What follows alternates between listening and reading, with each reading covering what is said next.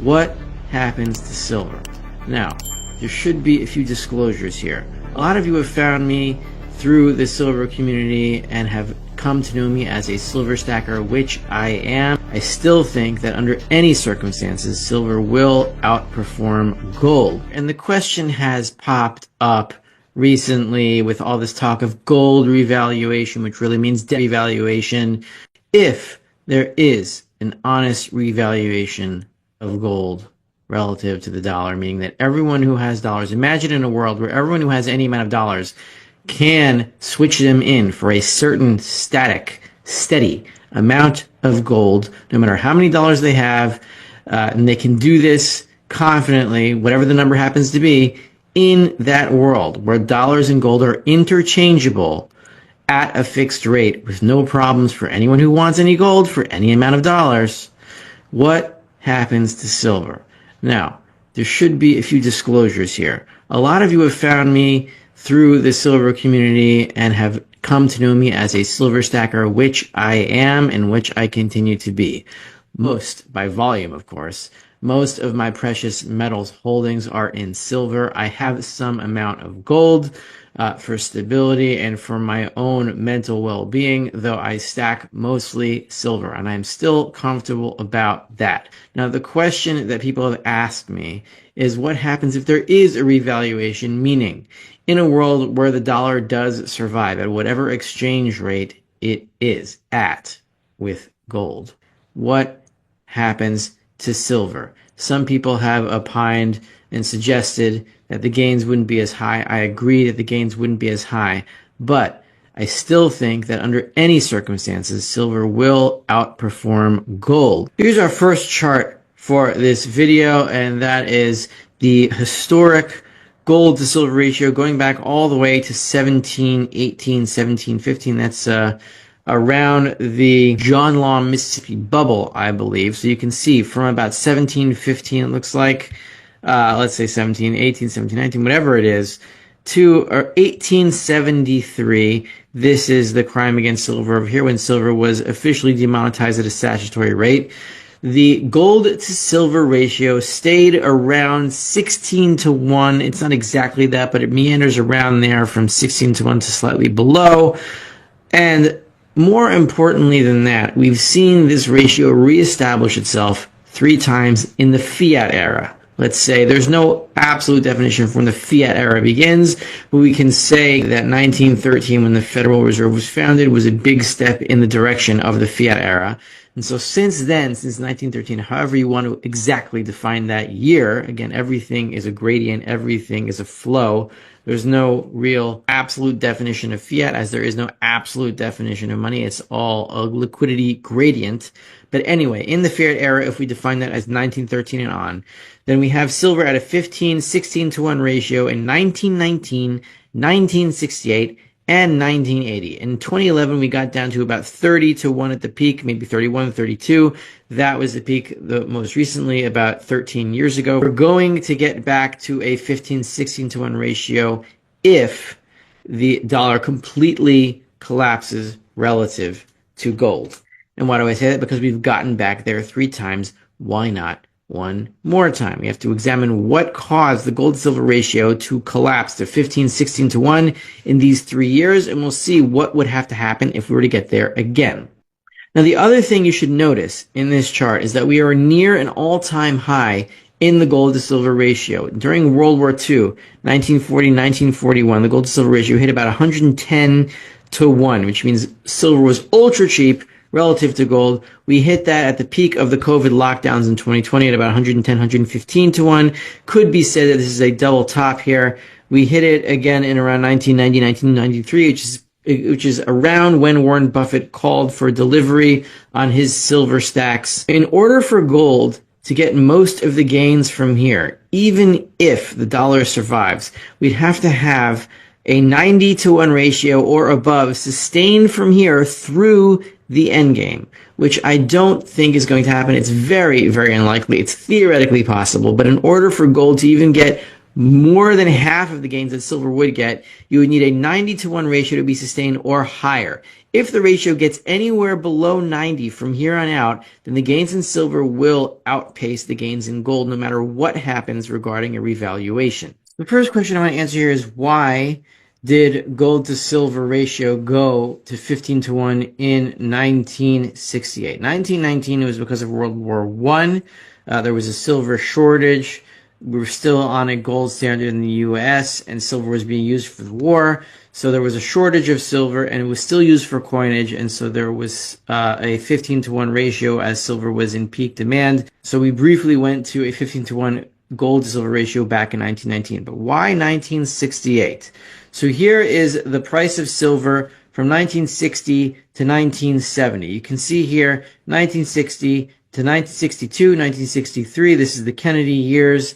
This is when he was assassinated, unfortunately. All the way through 1968, or 67 rather, we have what looks like a fairly controlled price for silver, and that is because statutorily, silver's price was controlled. It was controlled in the early 1960s up to 1964 because of the Silver Coinage Act, which remained, which meant that we still coined dimes, quarters, half dollars, silver dollars in silver, so the government had to control the price of silver. This is while it was printing money for the Korean War, leading up to Vietnam War, etc., etc., guns and butter and all that crap. So you see here that the price control gets kind of wobbly in the mid-1960s. Here is where the Silver Coinage Act was removed, but the silver price control by government mandate maintained itself until 1967, when it was finally released. And once it was released, because the government didn't need to coin silver anymore, by the way, the silver was still used in the coinage in 1965 until 1970, 40% silver coins, half dollars, but they weren't so used, but it was still in the coinage, at least officially. And so the big cause of the gold to silver ratio going to 15 to 1 in 1967, 1968, from that time, it went from 1.3, $1.30 to $2.70. That was because this artificial protection of the silver price was foregone over here in 1967. It took a few years from the removal of silver in the coinage until the Treasury finally removed the silver price control. Once it did, all of the pent-up demand skyrocketed into 1968, and that's when gold to silver hit a 15 to 1 ratio. Or was it 16 to 1? Exactly what it was, I'm not sure. You could ask the question, why was the silver price controlled in the late 1960s if silver coinage had ended by 1964? It ended in 1964, so why was there still silver price controls? Because there were still silver certificates that were redeemed by the federal government to people who had silver certificates. This ended in 1968, June 24th, 1968, exactly here, with silver at around $2.75 or $2.65 an ounce, and from there you can see that it went down. And once the silver certificate redemption ended, then the price of silver started to go down and the gold to silver ratio started to fall, as gold had a fixed price because we were still under Bretton Woods until 1971, whereas the demand for silver fell after silver certificate redemption ended in 1968. Now if we go to 1980, we can see that the manic panic phase was very short in the price of silver. It lasted from about June 1979 until January 1980. It was about, the whole thing was about 6-7 months if you want to count here. It was 7 months if you want to count to the peak. It was about 6 months. It wasn't very long. But why was it happening? Because faith in the monetary system and the fiat system as it had developed from 1971 was very, very shaky. There was a loss of confidence in the dollar as a viable gold derivative, and that's why silver went from about $8 to $50, and this doesn't even show the peak. It's about $50 here. It goes even higher than this. The manic phase was very short, and I expect it to be about as short this time. But here is the thesis that I want to explain. My thesis on the gold to silver ratio in an endgame scenario. An honest revaluation we could define as if everyone who has dollars is able to redeem them for gold from the government's vaults at a fixed rate without any problems. An honest revaluation, which I think is extremely unlikely, that will collapse the banks for sure, but it will keep the dollar basically functional. So new banks could emerge that take up the old capital of the old banks, and they function on the dollar system on a new gold standard. Silver will not be needed directly in this scenario. That means that silver coins will not be needed for retail trade. You can use dollar derivatives, whether they be digital or physical paper notes. Doesn't make a difference, but the dollar will still be functional. There will still be hyperinflation up to a certain point, and at the honest revaluation level, prices will stop rising for inflationary reasons. In that event, if silver is not needed directly, it will still rise. Probably the gold to silver ratio will still rise to maybe about what was in 2011, let's say 30 to 1, so it could rise to 30 to 1. So that means that silver will rise 3 times as fast as gold in an endgame scenario. But in that scenario where there is an honest revaluation to gold for the dollar and the dollar remains functional as a gold derivative, you got to look for a peak of silver value of about 30 to 1 relative to gold and sell around that target either for gold or for things you want to acquire in the endgame.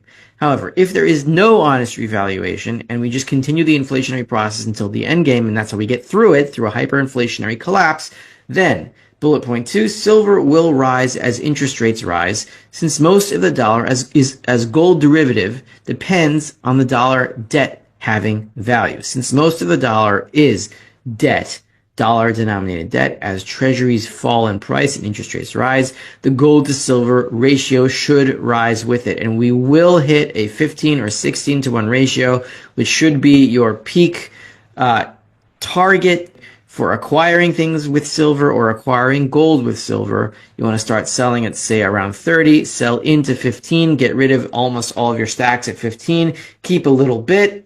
Instead of 30 being your target, it should be around 15, but you sell as we arrive at 15. You don't sell all of it at 15. You start selling at 30, you peak sell at 15, and you sell a little bit less as we go back to around 30, 40, 50, whatever it is. But you triangulate around 15 as the peak.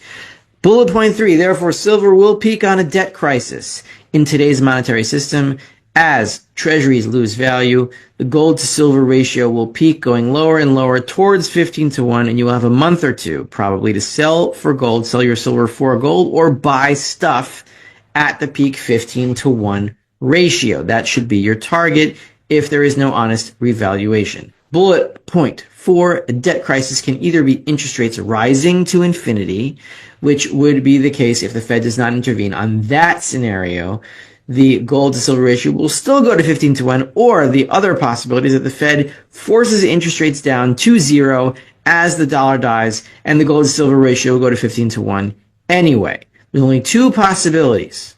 Either there will be a statutory revaluation of the dollar relative to gold, and we will hit something around a 30 to 1 ratio max in silver, and therefore silver will outgain gold by about 3 times, or we will not have an honest revaluation of the dollar to gold, and silver will have to replace gold for a retail transactions, and we will hit a maximum 15 to 1 ratio of gold to silver, which means that silver will outpace gold's gains by about 6 to 1. So the question is silver going to outpace gold by 3 to 1, or 6 to 1, or somewhere in between? That is the ultimate question here, whether there's going to be an honest revaluation to gold or not, whether we're going to need silver for retail transactions physically, as in coins, or not, or we can still use dollar derivatives.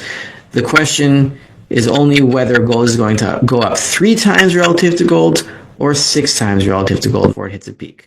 Once it hits its peak, whether it's 30 or 15 to 1 or somewhere around those numbers, that is when you want to sell as much as your silver as you can for either gold or capital or whatever it is that's going to be extremely cheap in silver terms. Remember, silver is not holy, it's just money. And once money is at its maximum historic value ratio, you want to spend it so that other people can have money and continue the division of labor, living off of your generosity, selling your silver for stuff or gold at the most profitable rate to yourself, which in turn will save the maximum amount of the division of labor as possible.